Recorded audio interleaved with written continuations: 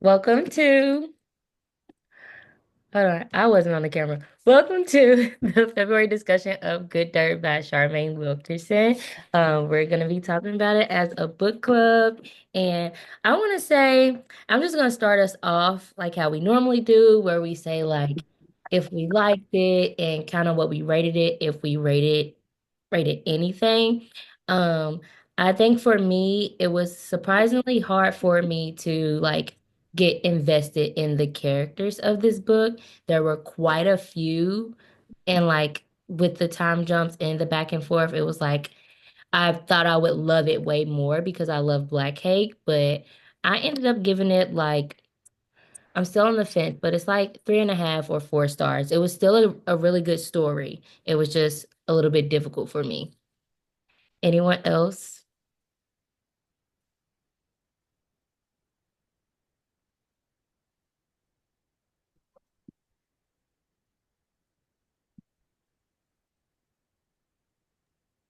I can agree with the three and a half. I'm good with a three and a half. It was a lot of characters, and I could have used some closure on a bit more than she gave. She left some things open um that I would have appreciated a little closure on. So three and a half. I can see that. I'm not gonna pick your brain on it right now on what you feel like needed more closure. We can come back to that, but I do agree with what you shared. Anyone else? Also, don't feel obligated to say anything if you don't want to. It's okay, Jacqueline. I guess it was- Jacqueline said she can't talk right now. She's listening, but she really liked this one and would probably rate it 4.5 stars. And I can also see why so many people did rate it like 4.5 and 5 stars. Because I know I've seen a lot of people on Instagram say that it was like their favorite book of the year so far. And I can see why. I totally can. Anyone else?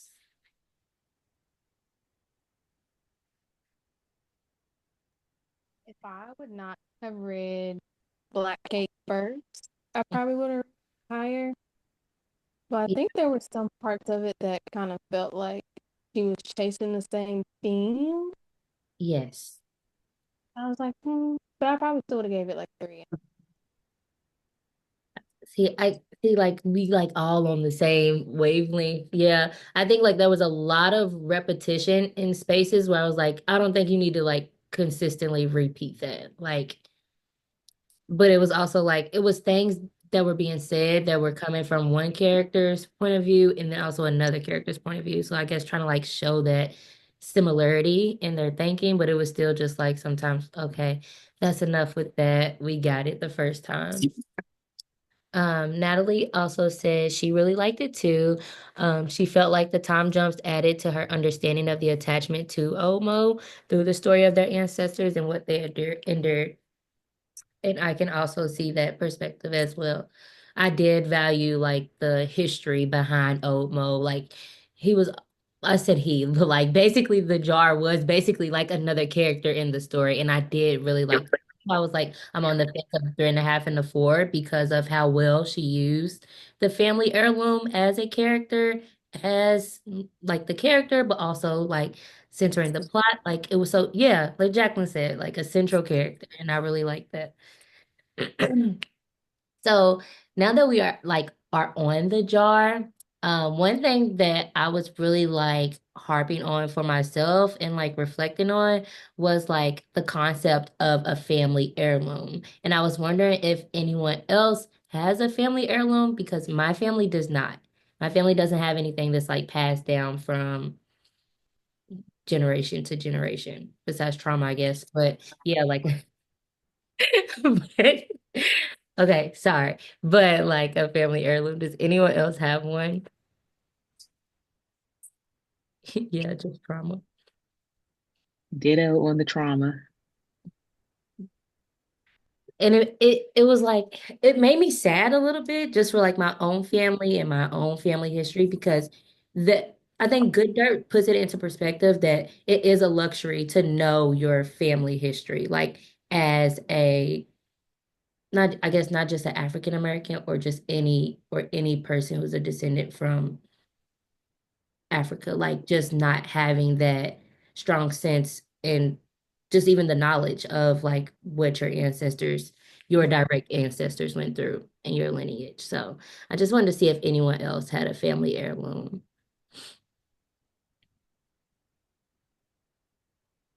I think it's only like one generation. Hmm. Um, but I'm thinking about both of our sides. I have my engagement ring is my nana's, so it's like a 1920s ring. But like we have things on my family side that are passed down because they're there. Hmm. But I know like my husband's family, because of trauma and like destruction, a lot of things have been destroyed. Yeah, And I think that as well as like so it's a lot of it's pictures. that's what I was thinking. Just picture. Um, but one thing I did because my father-in-law had passed, is I got a picture painted of him and my husband and my kids now. So like as if they aged, but he stayed the same. And I hope to keep doing that like every few years, just to like hold that. I don't know how else. I mean, like, little things like watches and jewelry. And I think like that's a good point. Like it's mostly like usually when I think of an heirloom, it's like usually something smaller and like oh mo is just like this huge jar that has made it through so many different things. And it's just like how did they make that happen? Because although the story is fictional and it's just based off of, some of her research and not a true story, it's interesting to think about the art that is in museums that was passed down from people's ancestors and has survived like decades and centuries of like wear and tear and just natural destruction. So I'm glad that you brought in the word destruction to describe what's going on because it's just like things do get destroyed and they're lost. So there's things that could be seen as an heirloom or could be passed down, but they're destroyed before they can. Like they're not as treasured. They don't have as deep of a story attached to it. And if it does have a story, the person who created it doesn't have the story to tell or they're not here to tell that story. So that's cool.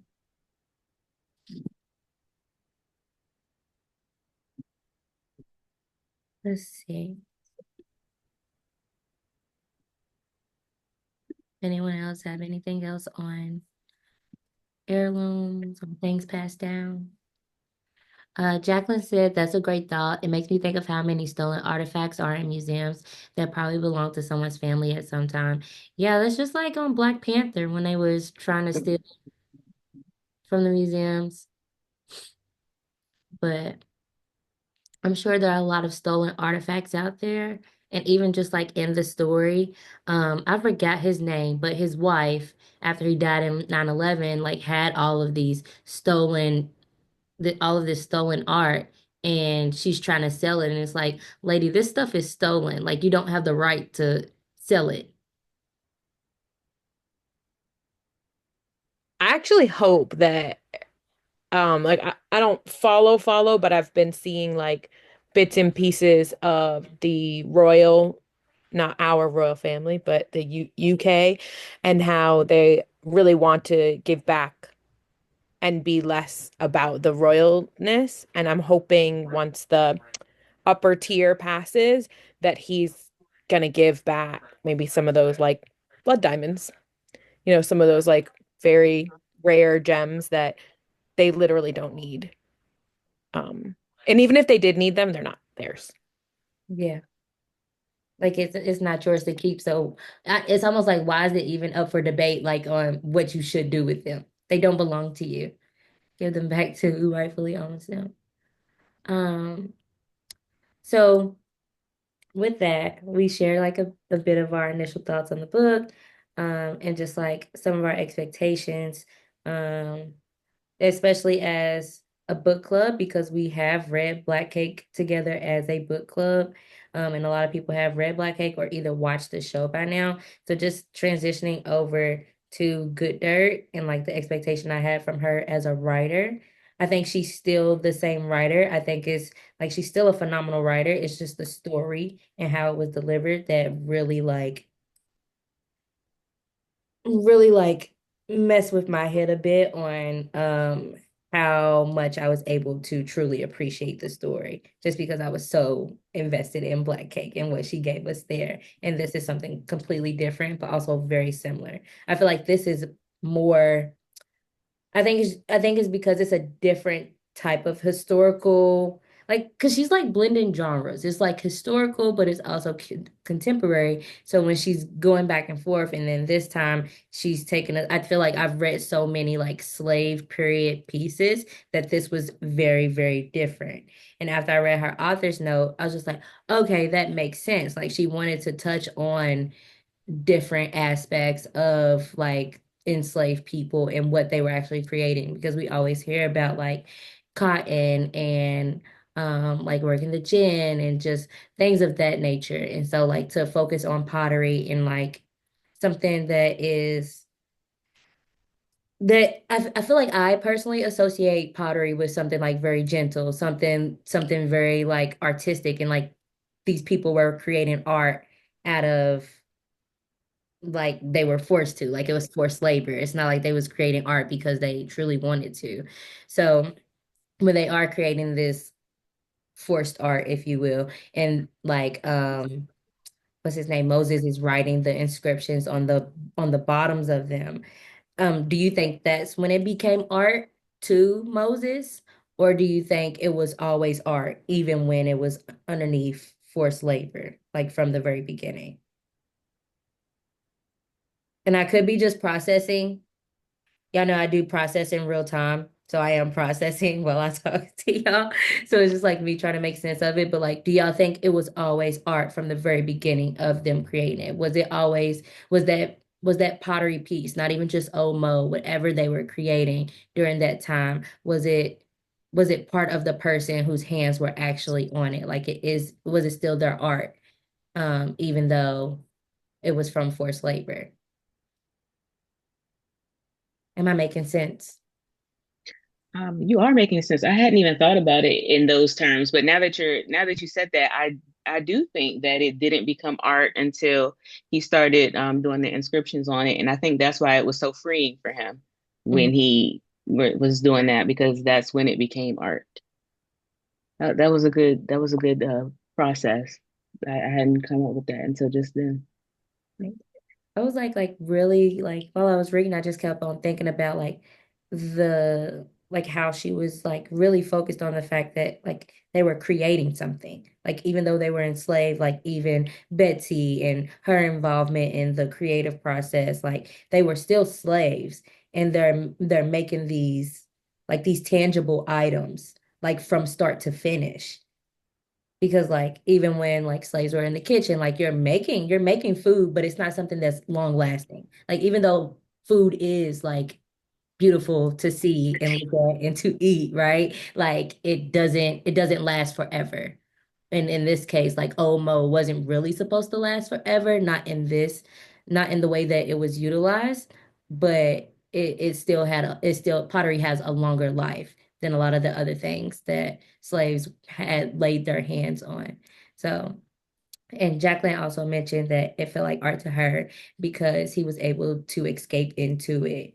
And it was just like he like it was hard, like it it like put it into perspective like all of the different jobs that slaves truly had. And not even jobs, just like the things that they were required to do. Because it wasn't a job, they weren't getting paid. But it was just like, wow, like enslaved people really did create a lot of things that are especially of great value. And we see that, and that's how Boz dies. So now that we are at Boz's death, I feel like that was very hard to like consistently revisit with each member of the family. It was very, very hard to read. And I'm not afraid to read sad things. Y'all know I love sad books. I love things that are hard, but like that for some reason it just felt like really, really, really hard. And I know I gave the book 3.5, 4 stars, but y'all know I change my mind all the time. So I may give it a higher rating, but like just like she does give us bodies of work that force us to think critically and longer on it. So I do appreciate that. So just like Boz's death, how did that like consistently revisiting that, how did that make you all feel or like what thoughts did you have centering his death? Yes.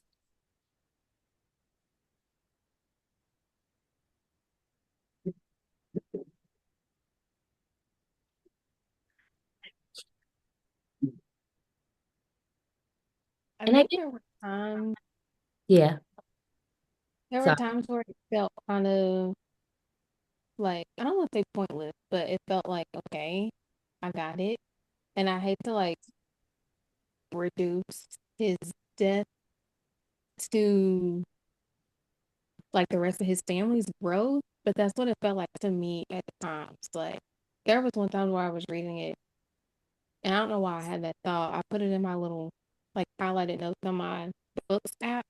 Hmm. And I was like, okay, did he die so the jar could flourish? Like, I'm confused. So, like, sometimes it just kind of felt like he didn't have to die. Yeah. Like he did not have to die. Um, but I think they also like it sucks like something traumatic has to happen for people to realize like the worth of something else. And it was just to me, like it felt like it was consistently reading like that. Well, especially at the end when it was just like, okay, well, the dad took out the insurance policy on the jar, and then he wanted to start a foundation, and then he ended up starting a museum. But this is all 20 years later after Boz has already died. And I guess like to me it's like okay, they didn't rush into like the jar being seen as valuable or like the there's really it wasn't about the money. It was only about the money when they were trying to steal it. But even still, when they were trying to steal it, like the guy was just trying to hold it for himself. I didn't really have a clear understanding on his intentions on trying to steal the jar. Like, was he just trying to hide it in his personal museum, or was he really going to hold it for ransom? Did they ever really clarify that? Because I feel like I didn't read what his intentions were. I think yes, because I think he wanted it for his personal collection. Because once we find out that it's really him, is Mhm. because his wife had all of these. Oh my goodness, I didn't even know he had all these art pieces. Yeah. Like it was all there the whole time, and in a weird way, like he had some like black market museum. Like he would make people come and pay to look at his stuff, or not even pay, just like for the clout that he had it. Um, which I think is the point taken that that is what happens for many things. It's just Mom, Hmm. you dropped something. I think that was an accident. But yeah. yeah. Yeah, I was just like that piece a little bit felt I feel like there were some parts of the story and characters that felt forced into the narrative. Like even Avery's character. Like a lot transpired in this book. Avery's character, like I see why she was there, but it was also like, could the story have still been delivered without Avery's presence? Like what was their the two of them coming together to search I for agree. yeah, I right. agree. I don't think we needed her POV throughout the book either. I Yeah. think if we were going to get her, we didn't need her POV. It was just like, why is she here? I think one of the I'm trying to think about someone's horrific death in in the like sensationalized news where I know more about their family. Uh-huh. And I'm like, whose family do I know so well? And I can only think of like Kennedy because his like son was waving to him, but like he was going to be in the limelight anyway, right? Like all the Kennedys are well known, but the way that she was sensationalized, which is why I think Avery was important because she was like, "Oh, I knew why the heck, because why the heck did you get into this relationship with this dude?" Like, and then because why did he get into this relationship with her when she was sensationalized, and then their whole marriage like not happening was sensationalized, and it was like it, they were just very basic. Like they had to show how basic Avery and Henry Hmm. were, and how Abby had so much depth and so much unresolved. I was just mad at the people in her life for letting that happen. And the news and the media and Because why was a child like publicly talked about in that way? Like even though she was there during the crime, she was still 10 years old. Like why was her picture like everywhere? And it's like her family, like they weren't famous. They were wealthy, but they weren't a famous family. Yeah, I can see where you're going with that. Yeah, again, just a lot to really process with this book. Because that did not make sense. And it's like she everywhere she went, she felt like she had to be covered up or she was always recognized. And it's just like, are you? And then the book like opens with like the comparison of her family and his family, and like they both come from well-off families and but like I wouldn't know who baby Jessica was right now, right? Like how do you recognize these people? But actually, that's maybe a me thing. We live in New York City, and my husband's always like, "That's that person." I'm like, I wouldn't have known that, but if I saw a picture of them, I don't know. yeah, I don't know either. But I guess like with that, like we've touched on like a few of the main themes of the story. And so it's like identity, trauma, and family history. What stood out the most to you? Like which of those themes like really was like, okay, I'm interested in this aspect of the story, or this is the part of the story that really jumped out for me. Because I think for me, what really stood out was the trauma. And then second was family history, but definitely all of the trauma and how like grief lingers for everybody. This is like, and y'all can tell me if I'm losing y'all when I'm reaching this far.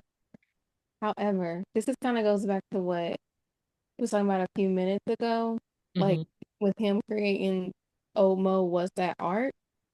So I really didn't make that connection until the end, I guess, when I like digested everything. But just thinking like in the beginning, when was that his mom or someone else's mom was making play and everything before she was captured and actually enslaved, it Hmm. kind of brought my mind to how, and this could be just because I'm thinking about this currently, but like how like self-care and things that we do for ourselves is not so much about like what we're doing, but why we're doing, and how like the pottery, before they were enslaved and were making the pottery for other people, they were doing it for themselves and it was fulfilling for them. Hmm. I was like, oh dang, that's something that I'm trying to like be more conscious of. Like, what am I doing? Why am I doing it? And what am I getting from it? So I got like a lot of like vibes of like not overthinking, a lot of releasing, a lot of being more conscious of what I'm doing, especially like with her story with Henry. Some of that was like not a reach, but I was like, okay. But still in that, I could still see how she had to do like a lot of inner work, her like picking them little flowers every day. I'm like, okay, that was some type of self-care for her. Mhm. But it was a lot of internal things I got, like looking inward from reading. I don't think that's a reach. I think that's very, very valid. Like, Okay, good. and I and I didn't even think of it that way. Like as far as like these like the making of the pottery, like those are things that they were already doing before they were forced to do it.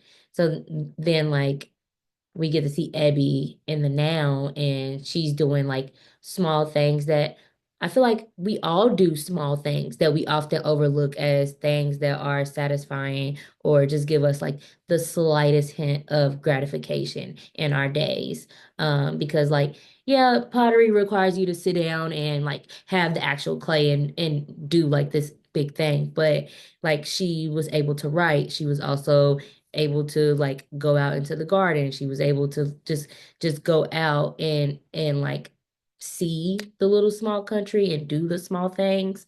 But no, I think that was a really great point. I also do too, and I love that. There's an actor, Jeffrey Holder. He was like a who's that guy, but most people, well, now I'm gonna be old, might remember him playing in the original Annie. But I'm on a call, so please don't come in and be like that. Um, but I remember when he did a master class and he was my undergrad is in theater, but he was like, you always have to have an art. You always have to be pouring yourself into creating. But it makes me think about when people are Sarah's a really great mom, guys. I promise. She is. well, I just yeah, because I asked for something and now we're going back and forth. Our apartment's small. Um, but it reminds me of how people can bring their art into a place where they can't keep things. Even, I don't know why I'm thinking about this when I work, like hospital corners. Like, how can you, and like many people now, if you like go on vacation or a cruise, they'll fold your napkins a certain way. Like they are still bringing themselves and some part of joy. And like many people feel very cathartic from cleaning, even though it's not like an art, but like I cleaned a certain way. There's ASMR in all of those things. So I think it's very valid that we think about those things. What I'm trying to do is have my child bring a piece of art, piece of pottery he just made. So continue and I'll get there. um I think that's like it's all like very, very, very valid. Like there are small things in our days, and then also just like bringing a piece of yourself. Like you can't really separate yourself. And this is probably because I've been watching the show Severance, but you really can't separate who you truly are and your true passions from like what you bring to your work or whatever you are, whatever your labor is, whatever you are laboring. Like you can go into autopilot, but there's still like a piece of your passion underlying in what you do on a daily. Is that what you're saying? Right? Yeah, and I did also want to say, did y'all realize the juxtaposition of when I forget who it was at the very beginning when their person had made that small little clay figurine and Mom. when they ripped away, yes, that clay figurine was left and then shattered. Hmm. So that's like the foreshadowing of Big Mo being shattered that I was like when it happened. I was trying, so we just went to can you see this like really close? Yes. Okay, so we just went to like indigenous prehistoric Long Island and they made these, but part of it is they were talking about how indigenous, like a bowl, a pot is for use, but Mhm. they would put their things like I think he put like seashell prints. You see it Yeah. in Yeah. it. And then he like put his thumbprint, he made a little piece on it. Hmm. Um, that like after a while, even things like that will be gone because you'll use them. But I definitely think that they from ancestral, not just from like in slave times, but from the earth, from root. Humans is probably what sets us aside as a culture is to create. So I want to touch on two things. First, the little giraffe or the animal that the mom created, and how it shattered that point. I think it shows like even though like yes, we have these very valuable pieces of clay or these very valuable like gifts, if you will, like they can be shattered, they could be taken away or potentially stolen, but the meaning of them still lies. Like you can't steal a meaning. You can't steal a history. You can't steal a story. I mean, I guess unless you steal it to rewrite it as your own. But you know what I mean? Like you can't really like take that, like the true intent of it away. It's always going to be there. And then the second thing was I'm having mom brain. Give me a second. Having mom brain. The second thing was fuck, Sarah. I should have wrote it down while you were talking. But yeah, I do love everything that you said. Um, I want to get back into like the other characters though. Obviously, specifically Abby. So Abby is like a very like burdened character. She's carrying a lot. And so how do you think like the loss of her brother led her to Henry? Like, do you think because he was the first person who was like, "Oh, I don't know who Ebby Freeman is," or "I don't know who Ebony Freeman is." Do you think that's the reason she was like, "Okay, I'm all in with this person"?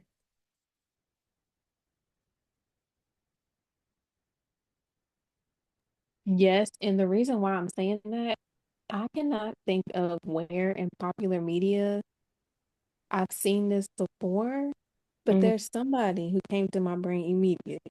I'm gonna remember like tomorrow. Somebody famous. Oh, that's who it was. There's this country artist who said the same thing. So like he wanted his name is Tyler Childers. Well, he's not country, he's like folk. But anyways, he was like there was somebody who approached him at one of my jobs and was like, "Can I play you a demo or whatever?"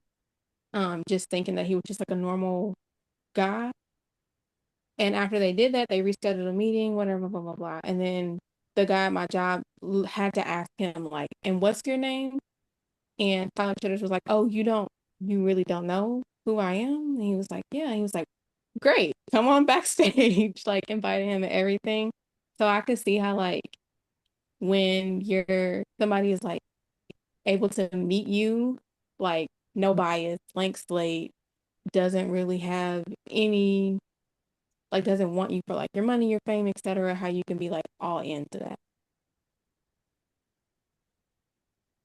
Yeah, because just like, oh, I can finally, it's kind of like when we think about like the realms of social media, like when you meet somebody, like whether a friend or a potential partner or whatever, they can already know everything about you. Like, oh, I see what you ate this morning. So like, I don't really have to ask you what you ate. You know what I mean? Like it leaves room for like actually getting to learn somebody and know somebody because like, okay, well, this person doesn't know who I am and like she doesn't just have to hook up with them or like have her trauma already out there. I think that was convenient, well, like nice for her as far as like entering into a romantic relationship because people normally try to hide their trauma for as long as possible.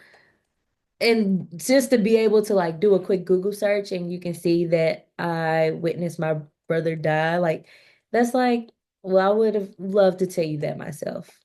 Would have loved to tell you that myself. And she didn't have that luxury.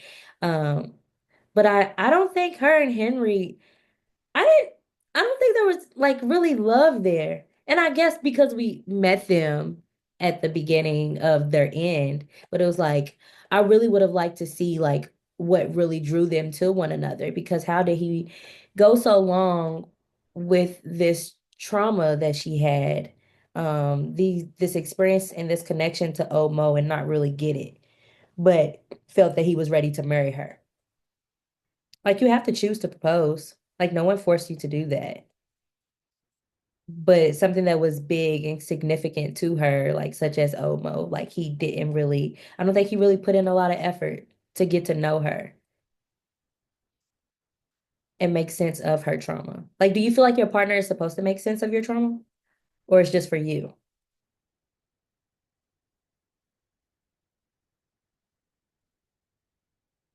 They're supposed to hold space for it. Like I feel like I they agree. really should. Like if especially if this is gonna be someone I'm with long term. Like we are engaged, we are getting married. Why don't you feel like you have to like why are you consistently telling me to kind of get over it?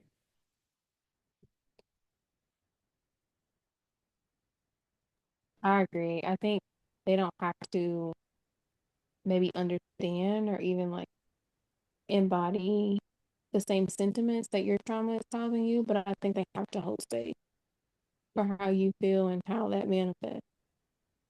But I feel like it was his mama's fault.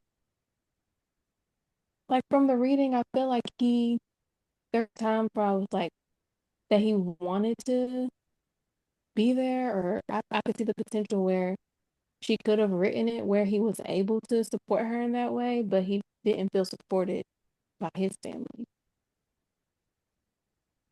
Yeah, and then it's just like it was already like they're an interracial couple and the mom already didn't like that and then she also has this trauma that she's bringing along with her. And she's just like, okay, yeah, I don't think she's for you. But I also think she used what Abby had gone through as a cop out for why she really didn't want her son to be with her. Um, let's see what else. Any more thoughts on Henry? Because I do. I have something else to say about Henry. So at the beginning, at the beginning, we shared that there were some things that were left like it wasn't a good close, like it wasn't concluded well. And I think Henry's decision to not marry her just because he overheard something at a bridge game, I feel like that wasn't that part didn't really it wasn't well written to me. Like his why wasn't well written.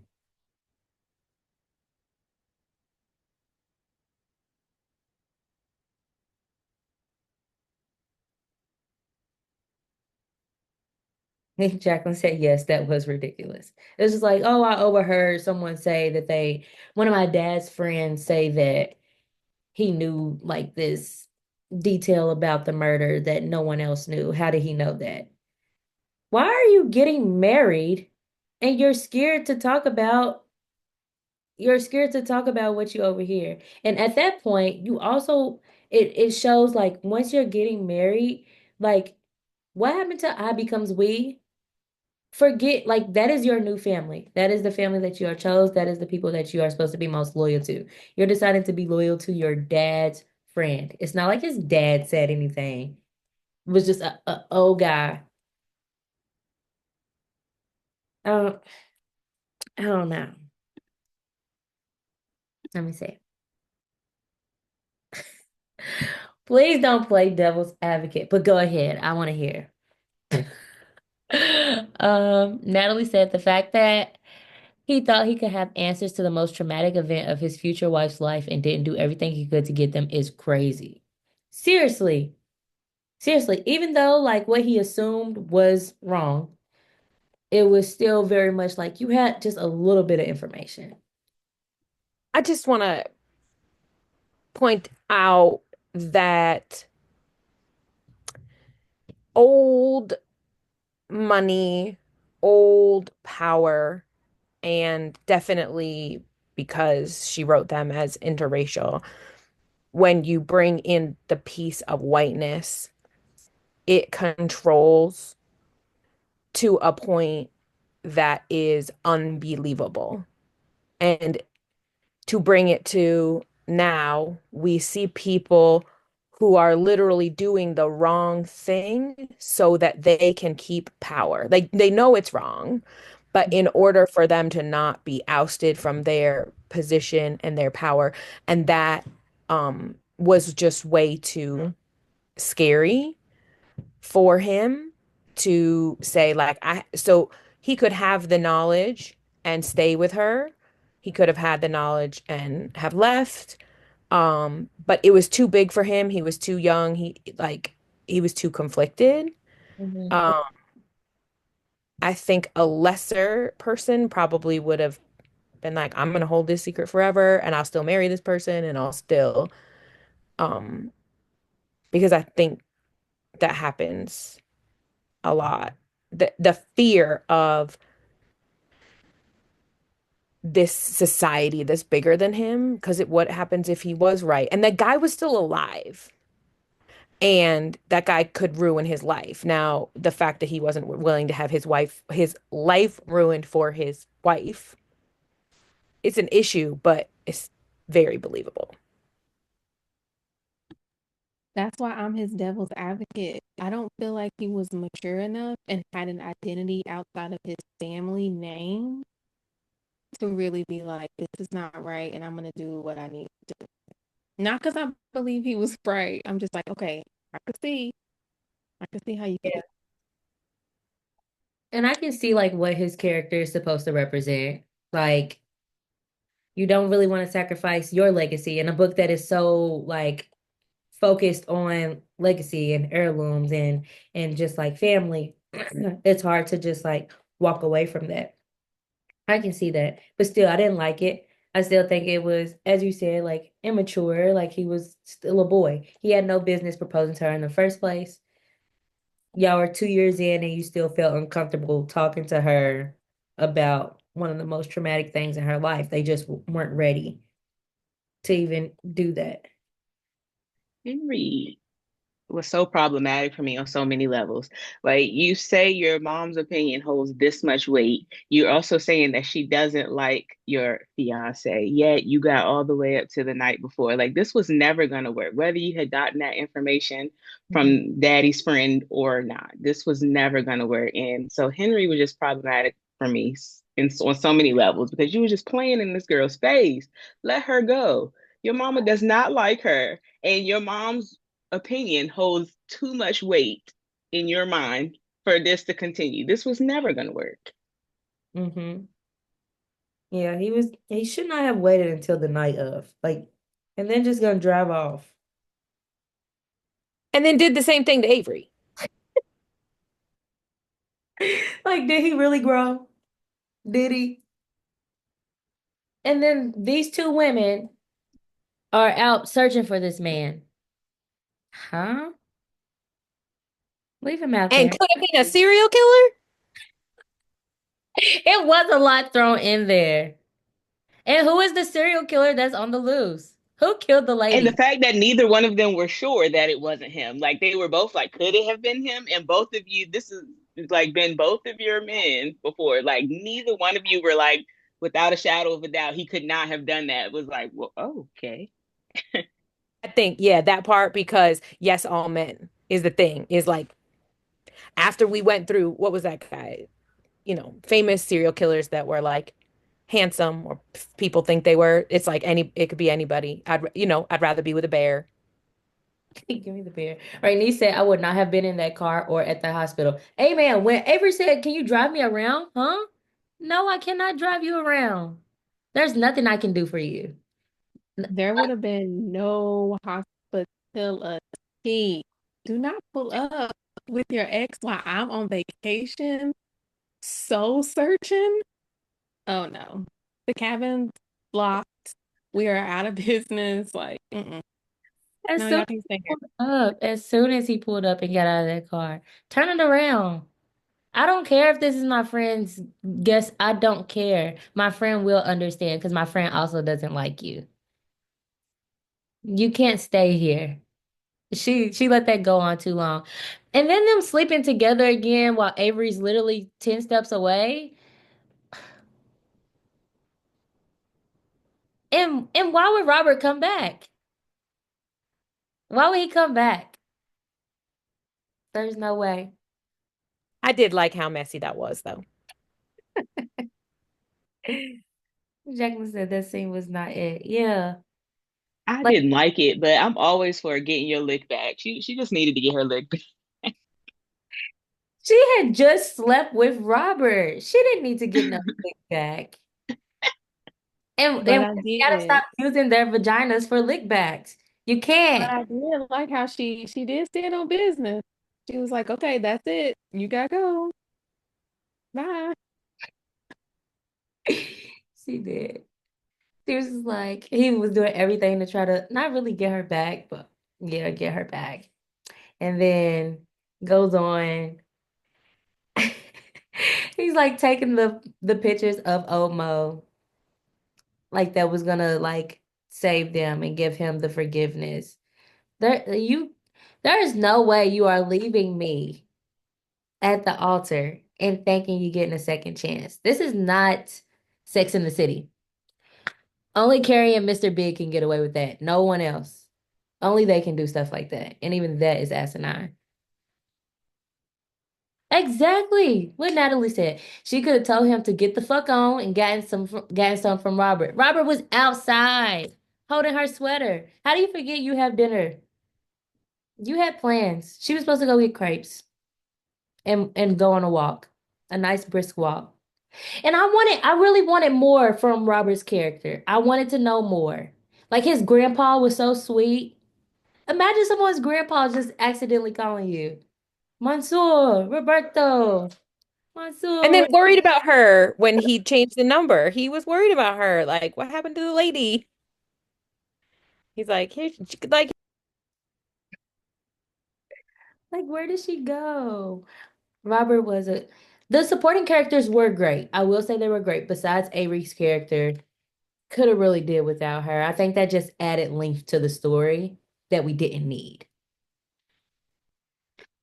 I think all the old dudes, it got too messy with like, I don't know if it was his dad's friend's other friend or it was like a hole poker thing and then he died, but then there was the wife. Like it could have just been his dad and it could have really raised the stakes that it was his dad and it'll come full circle. He had hired somebody, like boom, that would have been really, but like very convoluted in there. I don't know who those characters are. Yeah, I think I would have just made it like, oh, could have seen that coming. But I guess you wanted to make it more like in depth and like a web, if you will, of like all of these connections with everyone. And just the overlap. But no. Uh, I do really need to know more about some of them. Lisa, were there any other things that you felt like did not have the conclusion that you wanted or that you felt did not have the closure that you wanted? Yes. Okay. So, okay, the wife was trying to sell pieces, and that's how we figured out what happened. But I need to know more from there. Are we going to press charges on the wife? Like, I needed some wrap up on that. Like, I feel like she just dropped that little nugget off, and then we just moved on. Um, what else? I think it was There were like just several things. I think it was like that one, I guess, chapter, if you will, where it was really a poem and it was just like basically white men always get away with things like this and then they just ride off into the sunset. Like I think that was supposed to be her like, well, this is what you get, like this is what happens. Like it's not like it's what can you do? He's dead. He got away with it and his wife remarried. Do you feel like his wife should have been charged? Yes, I feel like maybe she could have beat the charges or something, but maybe like let's add a little razzle in here. Like we built up so much about this robbery and why, and so now we know why it happened, right? So yeah, I just would have liked a little bit more seasoning on that piece. Like, Yeah. Now that you say that, I feel like the old Mo Museum would have meant so much more if other pieces that could not go back to a family would have been like had a place in that museum. Like all that she would have had to have given all those pieces back unless they could find their way back to the original family. But like this, you would never know.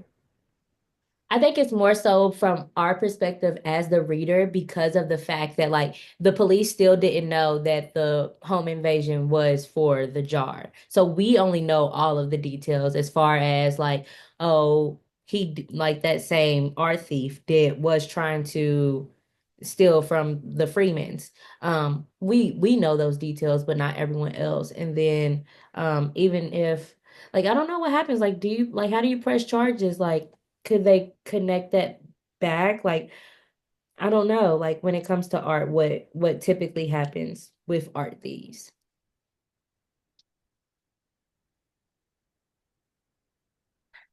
Rainey says she was waiting for Robert's granddaddy to be related to the lineage of people who enslaved Ebby's family. Now that would have added Would have something, been interesting. but it was just like I'm glad that they didn't because of the fact like Ebby needed something good. She needed something She good. did need a win. Yeah, she She already needed had a win. Trash Henry. She had Trash Henry. What can she lost her brother? What more? And I'm so glad her daddy wasn't cheating because they tried Yeah. to build it up like he was cheating. And he's just like, no, I'm just out here trying to rebuild the jar 20 years later. But yeah, I felt like that was a lie. he wasn't building. Way he was doing something. The whole time, like with all the buildup, I thought it was gonna be more along the lines of like he was in on the heist or like he played some role, like he was already aware of some of that information as far as like what they were really coming for. I thought it was gonna be something along those lines, but I watched too much. Yeah. Not that he had taken out an insurance policy when they that was another buildup that was like kind of a letdown. Like I thought there was going to be like this huge secret he was keeping, and then it was only an insurance policy. Like he had gambling debt, something, I don't know. Yeah. And then it's just like, oh, Henry wasn't aware that Abby's dad was also friends with this same guy, as if they're not the only black family in the neighborhood. But I'm also glad that although she does touch on like racism, it's not the focal point of the story. Like that was a nice touch. Just to be able to say like, yeah, racism is there, but it's also layered with a bunch of other things that we need to process as well. And I think we've read a lot of books on racism where we've seen like it is the central theme of the story. Um, my last question is about the title of the book, Good Dirt. It clearly has like multiple meanings, but how did you all interpret the title? And did it make sense to you for that to be the title of this book?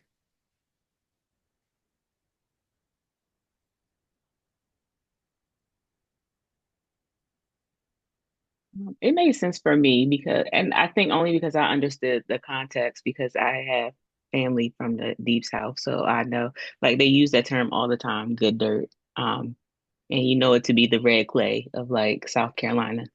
Um, so I thought it was a good title, like the book.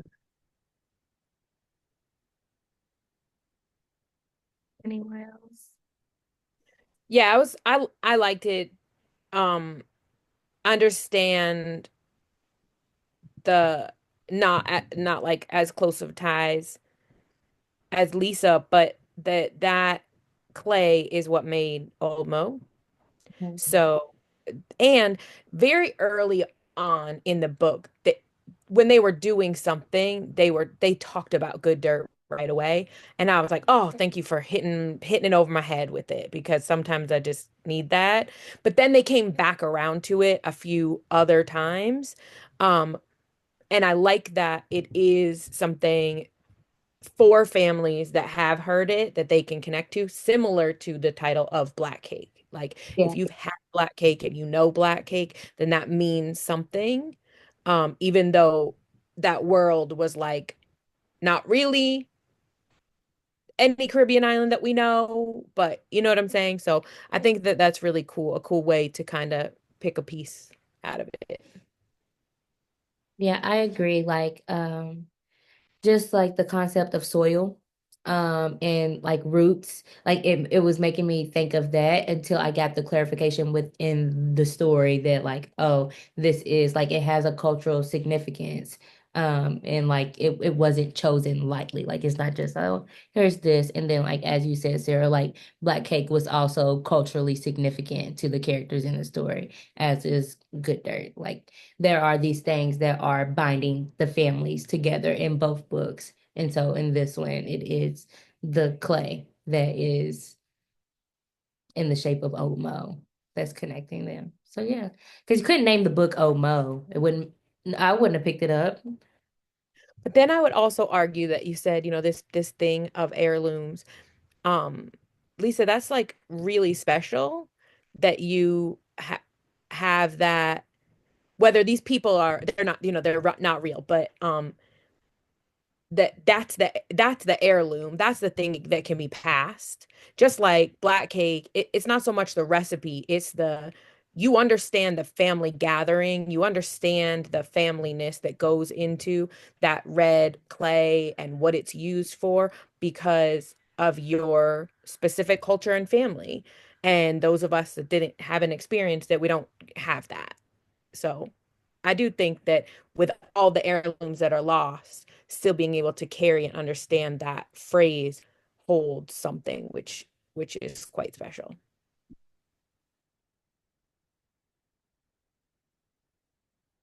Okay.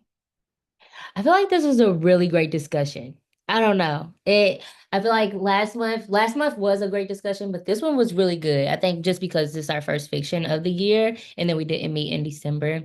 So yeah, I I always like to unpack all of the fiction with y'all. Like this was a good one to do it with. That's why I had high hopes. I was like, I don't know if I would have been able to process it or understand it that well if I didn't read it with y'all. Like it wouldn't have made sense, well, as much sense as I can make of it now and like the thoughts that I have about it. And I did go through all of my questions that I had, but I wanted to leave it up to y'all if y'all had any other things that you wanted to share before we get off here or any things that you wanted to process together. We can do that now. Or characters that you want to bash. I'm always open to bashing characters. It's my favorite thing to do.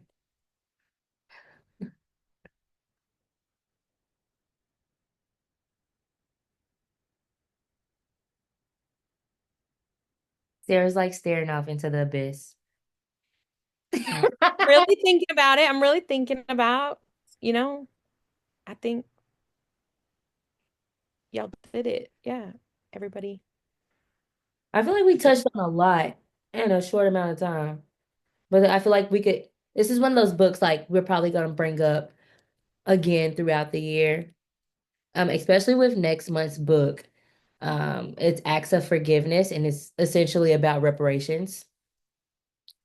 And like this fictional law that's being put into place to provide that.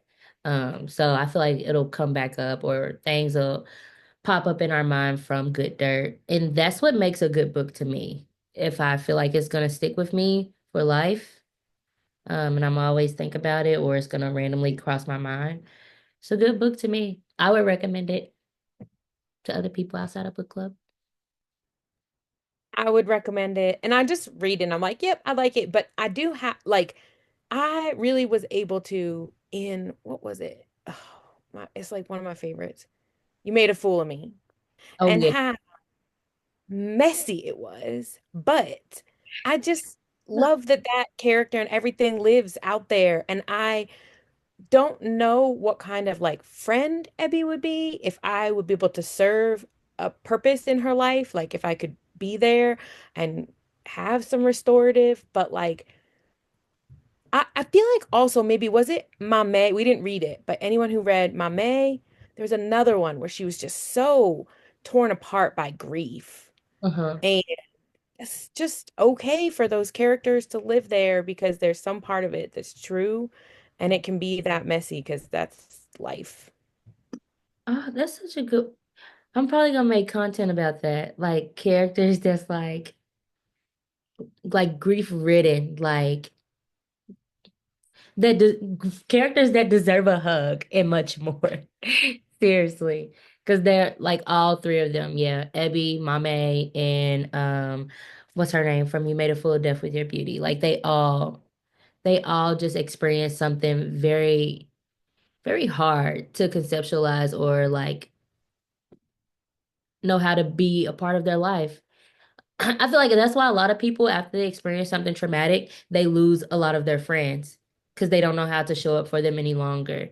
But that was a good thing for Abby. Like she had at least one long-term friend that she could rely on. But we were able to see, like, as time goes on, she can invite new people into her life and learn from those mishaps, like even the mishap with Henry, and allowing Robert into her life. So it is possible. It's just these are characters that really struggle with something that I don't think is meant for your friends to solve for you, but to know how to support. And that's why books are so important because now we're like, I've encountered someone like that. And if something traumatic happens to our friends, we are aware that it is hard, but it's also possible. It's also doable to still show up for people. Rainey said Abby would be a great client on the therapy couch. But a work of a friend. Absolutely. Like she would be a friend that you would I think you would just have to pull a lot of things out of her and like remind her that she is seen and that you see her. I think maybe that's what I missed is right. Like her, it was it Hannah? Her or her friend never got to do their little like uh exploring thing.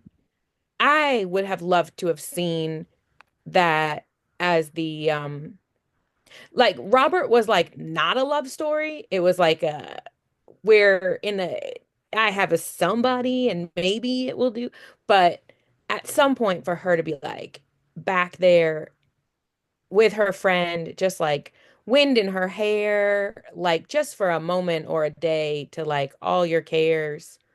Um, and as a writer, I mean, I write theater, but I've written some like romantic, meet cute stuff. And the next one I was like, man, this needs to be about my friends. Like this needs to be about friends. And I like that. That I feel like that brings like I can get into that better. Yeah, that was a missing component. Like the friend was in the background, like very off page.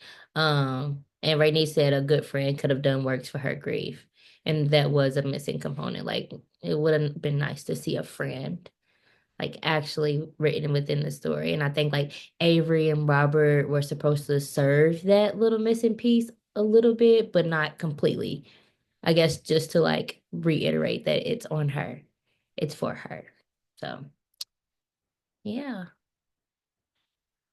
Well, if there's nothing else, just a reminder that next month is Acts of Forgiveness by More Cheeks. It looks like this, and it's also available in hardcover and paperback. So the girlies get options. And then we also, I'm going to say it every single month, but November is going to be our 50th book club pick. So just keep that in mind because that is very special and monumental. Yes, 50th, 50th, 50th. So yeah. Yeah. Is that supposed to be one of the Legendborns? Is that supposed to be one of those things coming out? But Oathbound is out. Okay, hold on. Let me stop recording just really quick. Wait, Oh, did you get advanced thank you for readers? coming to book club.